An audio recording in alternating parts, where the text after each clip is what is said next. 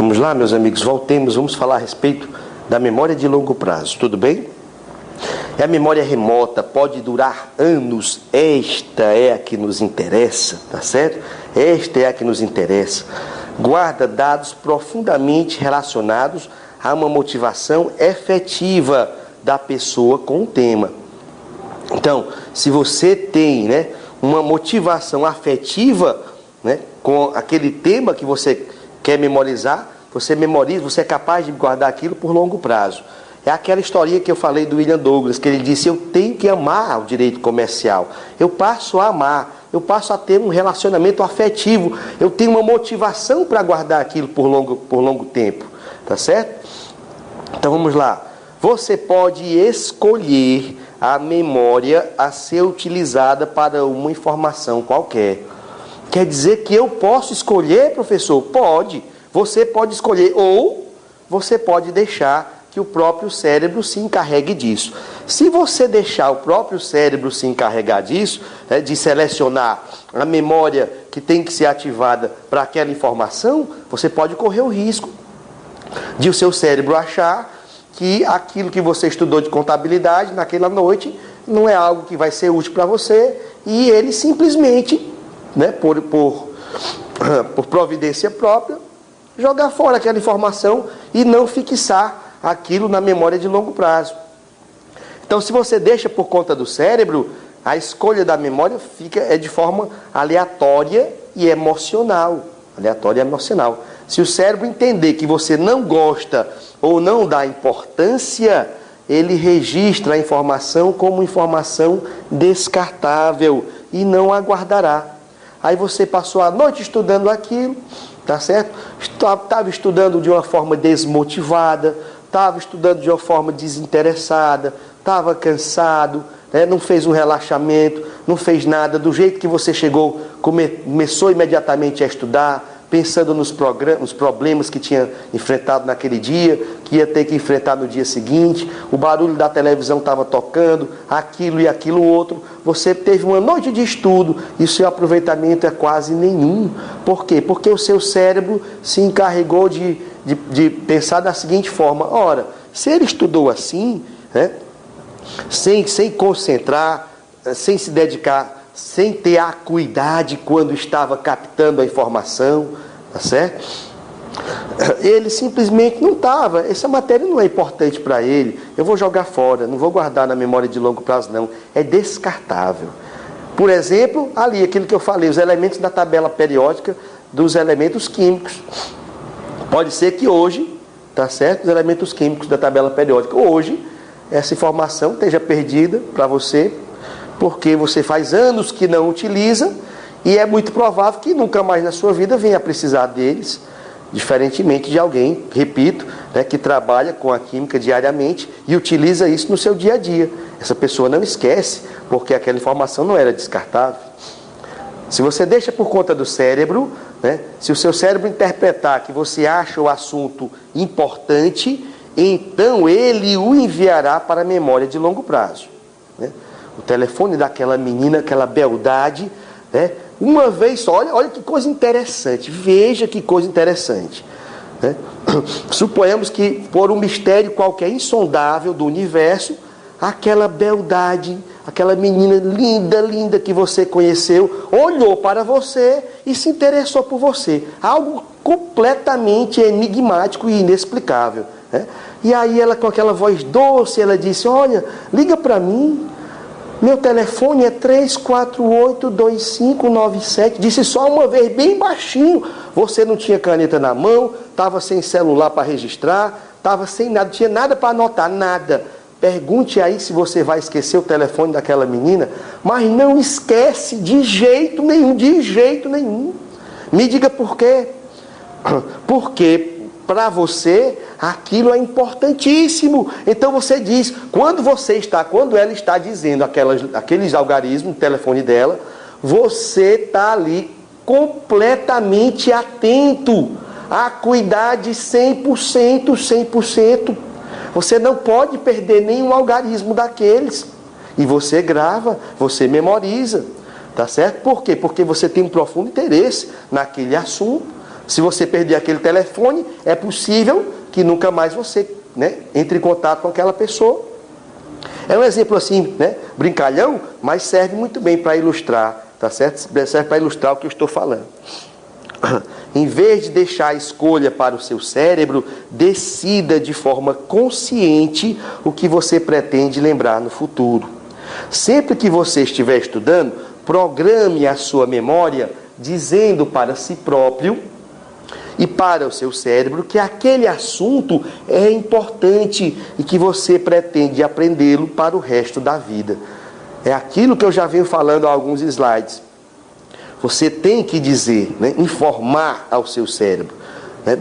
Antes do estudo, você faz aquele relaxamentozinho prévio e aí você diz, olha, eu preciso guardar tudo que eu vou estudar, que eu vou aprender agora.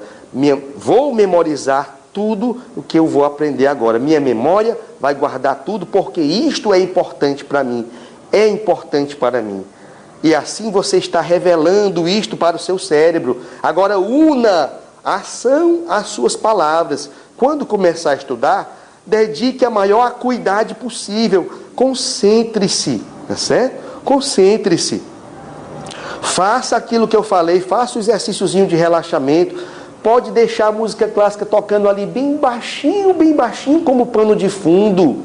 Como pano de fundo. Eu me lembrei agora, não sei se já falei isso ao longo da palestra, não sei, mas uma aluna minha, da turma da Tâmara, eu acho que ela era da turma da Tâmara, assistiu a palestra também, ela disse assim, essa menina é muito boa em matemática financeira, muito boa. Sérgio, eu quero te dizer, foi logo depois da palestra, poucas semanas depois, que o meu rendimento deu um salto, rapaz, deu um salto.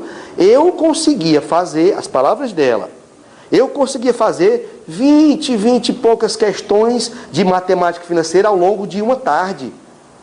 Quando ela disse isso, eu já achei muita coisa. Ela disse, eu estou conseguindo fazer 50. E estou conseguindo fazer 50 questões de matemática financeira num dia. Eu disse, puxa vida, mesmo que você conseguiu isso, consegui, Sérgio, dupliquei a eficiência do meu estudo só por ter colocado a música clássica baixinho ali e faço agora, antes de começar a estudar toda a vida, eu faço uma breve sessão de relaxamento. Então isso aí eu estou narrando para você, não estou inventando história, são fatos narrados, são histórias narradas por pessoas que passaram a experimentar essa técnica, essas simples técnicas de estudo. Se você estuda para provas apenas na véspera, né, aquilo que eu já citei o exemplo, né, subliminarmente, você está ensinando o seu cérebro a usar apenas a memória de curto prazo. Então, para melhorar sua memória, discipline-se para estudar com mais antecedência e, na véspera, fazer a revisão da matéria. Tudo bem? É aquele caso que eu citei, né, de mim mesmo, quando eu estudava a noite todinha para fazer a prova, né, no dia seguinte pela manhã. Eu não havia tocado ainda na matéria daquele assunto da prova do dia seguinte. Então eu estava ensinando o meu cérebro a trabalhar com a memória de curto prazo. Se eu quero melhorar a minha memória e ter uma condição de recuperar a informação lá mais adiante, meses após, eu tenho que me habituar a fazer um planejamento, uma programação de estudo. Então essa primeira palestra que nós estamos trabalhando aqui, né, ela trata dessa parte de programação mental, de memorização. Após essa palestra, eu vou complementar com uma segunda, em que eu falo a respeito de como você deve efetivar, realmente realizar um planejamento de estudo, tá certo? Mas aí é uma segunda etapa. 2 dicas importantes. Jamais diga vou estudar, diga simplesmente vou aprender. Esta simples mudança de afirmação vai provocar uma revolução fantástica no seu cérebro. Essa dica vem aí da neurolinguística, né? Alguns estudiosos dizem isso. Troque o verbo estudar pelo verbo aprender. Eu já havia falado a respeito disso. Se está difícil aprender alguma coisa, relaxe. Não esquente a cabeça. Creia que você pode aprender tudo o que quiser, pois para isso foi concebido o seu cérebro. E naturalmente, portanto, relaxe e divirta-se, porque logo você vai conseguir.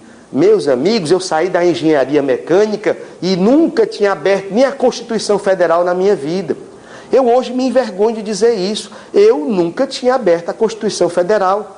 Mas essa é a realidade do nosso povo brasileiro, né? Pergunte a quem não estuda para concurso e quem não é da área do direito. Você tem uma Constituição Federal em casa? Você conhece o mínimo dos seus direitos? Né? E a maioria vai dizer que não. Então eu tive que passar a estudar direito, por exemplo, direito tributário. A primeira vez que eu fui estudar direito tributário, peguei um livro, fui numa livraria, comprei um livro, sem ter a menor noção se o livro era bom, se era ruim, se era fácil de estudar, se era difícil. Enfim, comecei a ler o belo daquele livro.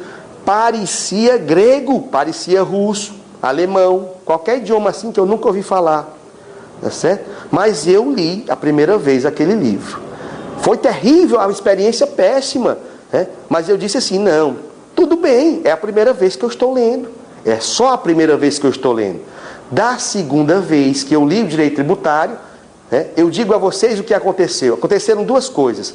Eu já comecei aí aos pouquinhos a entender o que aquele autor queria falar com isso ou com aquilo. E a segunda coisa que aconteceu, eu já gastei um pouco menos de tempo da segunda vez que li o direito tributário todinho. Da terceira vez que eu li o direito tributário inteiro, né, eu gastei menos tempo do que da segunda vez e as coisas foram aos pouquinhos clareando mais e mais. De sorte que na terceira leitura eu consegui perceber detalhes que não havia percebido ainda na segunda leitura e nem na primeira.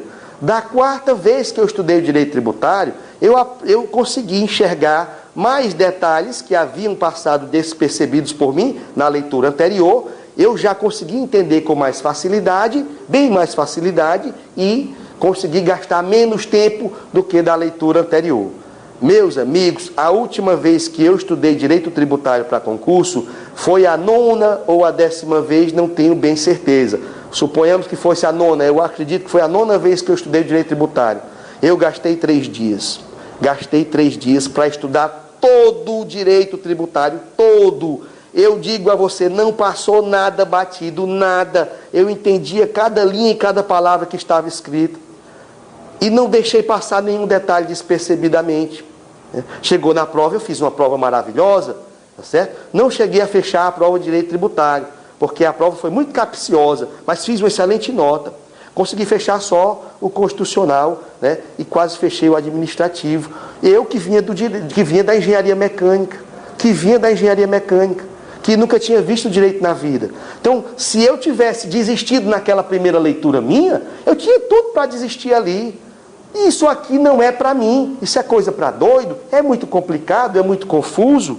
Mas não, eu pensei de outra forma, eu pensei assim, eu vou ter paciência, eu vou ter calma, eu vou relaxar, da segunda vez que eu ler vai ser melhor. Assim vai acontecer com você, tá certo? Vamos para frente. Algumas frases para você guardar. Obstáculos são aquelas coisas assustadoras que você vê quando deixa de focalizar suas metas. Os obstáculos sempre existem, sempre, né? Aquilo que eu falei, que vida boa é a dos outros, é o ditado mais certo do mundo. Você vê a pessoa numa situação de êxito, numa situação de sucesso, imagina que tudo foi flores, tudo foi fácil para ela, que ela não teve que superar a dificuldade, que ela não teve que enfrentar obstáculo, e todos nós temos. É preciso você olhar lá na frente. Eu quero atingir esse objetivo, então eu tenho que pagar o preço. Eu tenho que fazer o esforço necessário para chegar lá. Né? A diferença entre o sonho e a realidade é a quantidade certa de tempo e de trabalho. Essa frase está no livro do William Douglas, né?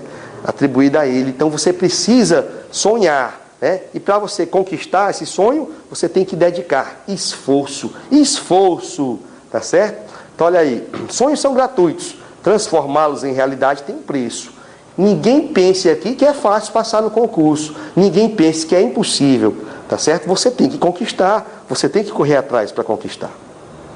Somos o que fazemos, mas somos principalmente o que fazemos para mudar o que somos. Se desta palestra você conseguir extrair, né, uma mensagem positiva de que você é capaz, de que você hoje tem a sua autoestima prejudicada, você está com a autoestima abalada, mas que você é uma pessoa que tem todo o potencial do mundo, porque Deus te fez maravilhoso, Deus te fez maravilhosa, você vai fazer um esforço para mudar essas verdades, entre aspas, que estão guardadas no seu inconsciente hoje, e você vai ver o reflexo disso na sua vida cotidiana. Tá certo? Uma frase final para nós encerrarmos esta nossa conversa. A nossa maior fraqueza está em desistir. O caminho certo de vencer é tentar mais uma vez. O autor dessa frase, meus amigos, é alguém muito conhecido, é uma figura conhecida no mundo inteiro, e ele é mais conhecido, este senhor é mais conhecido por uma outra frase também atribuída a ele, e esta outra frase diz assim: o gênio é 1% de inspiração e 99% de transpiração. Reconheceram o autor dessa outra frase? Olha aí, o gênio é 1% de inspiração e 99% de transpiração. Deixa eu explicar. Inspiração, 1%. Inspiração é aquela genialidade, né? 99%, quase tudo, é transpiração, é suor. Então, o Thomas Edison dizia assim, Thomas Edison era considerado um gênio na sua época, né? Quantas e quantas invenções, né? Ele realizou, né? Então, o pessoal dizia, gênio nada, eu sou um cara esforçado. Vocês sabem quantas tentativas Thomas Edison e sua equipe fizeram para conseguir que passasse corrente elétrica pela primeira lâmpadazinha e a lâmpada não estourasse? Quantas tentativas para fazer funcionar a primeira lâmpada elétrica? Você faz uma ideia de quantas? Quantas? Mais de 1000 tentativas. Mais de 1000 tentativas. Ele preparava tudo, colocava o filetezinho lá na lâmpada, né? Fazia a corrente passar e pá, estourava a lâmpada. Vamos de novo, aí mudava alguma coisa, pá, estourava a lâmpada. Vamos de novo, precisa aperfeiçoar isso, vamos mudar para cá, pá, estourava a lâmpada. Será que você tentaria 10 vezes? Ele tentou mais de 1000. É por isso que ele diz, tá certo? Nossa maior fraqueza está em desistir. O caminho mais certo de vencer é tentar mais uma vez. Eu fiz 5 concursos para a Receita Federal, 2 para técnico, passei na segunda tentativa, 3 para auditor, passei na terceira tentativa. Se não tivesse passado ainda, estaria tentando até hoje. Porque eu tinha um objetivo e eu queria conseguir e sabia que iria conseguir. Era apenas uma questão de tempo. Você também vai, meu amigo. Você também vai, minha amiga. Tá certo? Então não desista, insista, persista, não desista, acredite que você é capaz, tá certo? Com a força de Deus na sua vida, com o seu esforço, quanto mais suada for a sua conquista, melhor será o gostinho quando a vitória chegar. Pode ter certeza disso, O Eu Vou Passar está aqui, vai continuar firme com a graça de Deus, vai continuar firme enquanto Deus estiver nos dando força para seguir adiante. Nós viemos para ficar, nosso objetivo, nosso sonho é o de ajudar você, tá certo? Nós vamos fazer isso, porque nós temos uma verdadeira missão, que é a missão de ajudar, tá certo? Uma missão de ajudar, e você pode contar conosco sempre, porque nós estamos aqui para ajudar você, tá joia? Que essa palestra, que essa conversa tenha servido de alguma coisa, que ela possa lhe ajudar de alguma maneira, tá certo? E eu agradeço, pela paciência de você ter assistido. Baixe essa palestra para o seu computador, ouça outras vezes quantas você achar necessária, tá certo? Frise, sublinhe, faça um resumo do que você achar mais importante. Põe alguma coisa disso que tudo foi falado em prática, e eu tenho certeza que isso vai ter um reflexo positivo para o seu estudo, para a sua aprendizagem. Um forte abraço a todos. Fiquem com Deus, meus amigos, e até a próxima.